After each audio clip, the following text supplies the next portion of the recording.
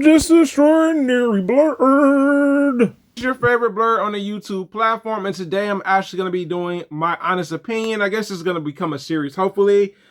Beast of Reincarnation, my honest opinion so far. This game is on PlayStation 5, Xbox S, and also PC. As you can see, I only have it on PlayStation 5, but let's talk about this. So the game is about Emma and Cool. Emma, pretty much this young girl that's pretty much trying to destroy the Nushi and stuff due to overgrowth of plant life, with her companion Ku, which is this plant-like dog. She's a plant-like human in this world, and it's in a dystopian setting. All right.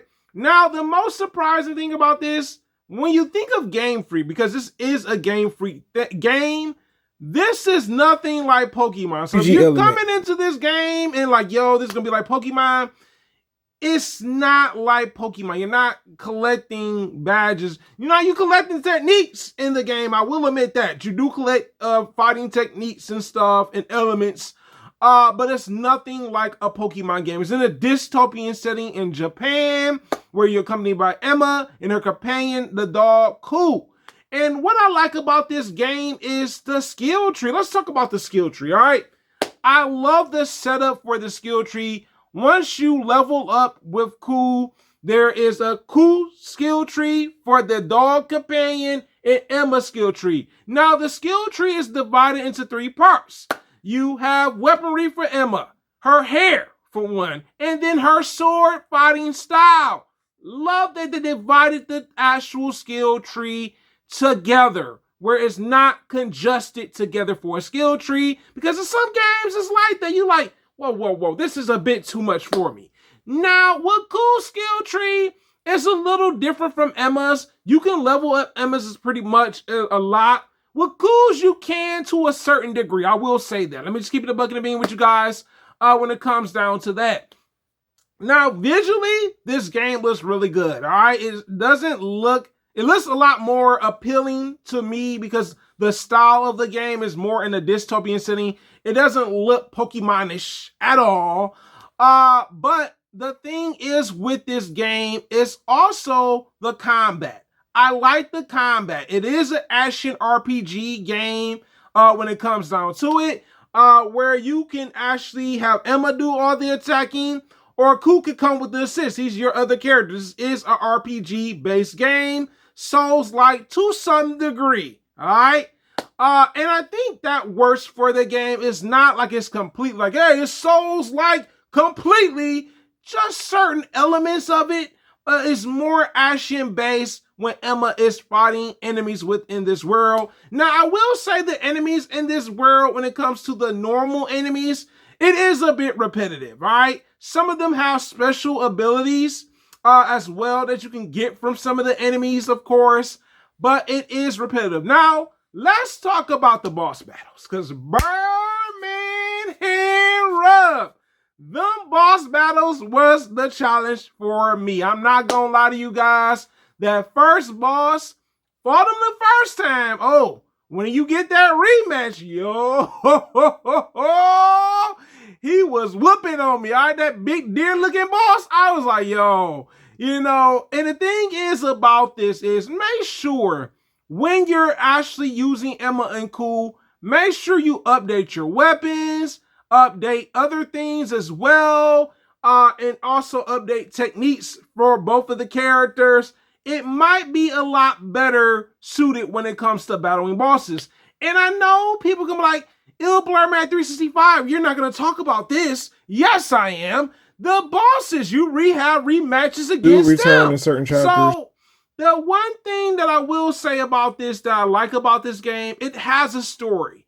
Now, the story is more so in the current. It does go back into the past from time to time, even showing the relationship between Emma and Ku, how they officially met within certain chapters, and even how they met the other characters along their journey, which was really interesting. Of course, I was like, I often wonder, like, how did Emma meet Ku? And that story came to be once I got back to this particular machinery that you enter to see that take place. overall, I will say the game does have some issues when it comes to performance. All right. And I gotta say, I love that Gamefeak has been very attentive about this. They've had 2 updates for this game, right? For certain reasons and to fit certain reasons that people complained about. And I think with Gamefeak, I really hope they do that more so in the future if they decide to release more games, not just Pokemon, but other games as they decide to develop other IPs, of course. But honestly, this game, I've been hooked. I've been playing it for quite a while. I've been learning how to maneuver with Emma when it comes to combat and learning how to use combat in such a stealthy way, but also learning that you have to update certain things to get your weapon stronger, even your HP and everything, of course. Same thing with Cool. I realized that Cool has other abilities that, you know, he can howl, he can pounce on the enemy and all that cool fashion and stuff. If you're looking for something on a different scale where it's action RPG, this might be the game for you. Or if you're looking for something that's a little bit of an element of Souls-like, maybe this might be the game for you. But I like that this game is different from Pokemon. And I'm not saying that to be like, I hate Pokemon, because that's one of my favorite RPGs, of course. But it was something where I'm like, yo, Gamefeak cooked with this. This is not what I expected. You know what I'm saying? I was like, oh, they over there cooking at that studio, yo. But honestly, is it the perfect game? No. Is it game of the year? No. But it is a decent game to me. But this is it. This is the hardest working blerd on YouTube, guys. You tell me in the comments, have you played Beast of Reincarnation? You tell me in the comments, guys. It is the hardest working blerd on YouTube, guys. Thank you so much for subscribing. If you enjoyed the content, that means a lot to me. Also, if you like the content, that helps me get on the YouTube algorithm, of course. Right along with a comment, because comments and likes matter on the channel, of course. And if you want to share it, feel free to share it, of course. But it is the hardest working blerd on YouTube, guys. It's a blerd legend to make it, and I am out. For the support, legends.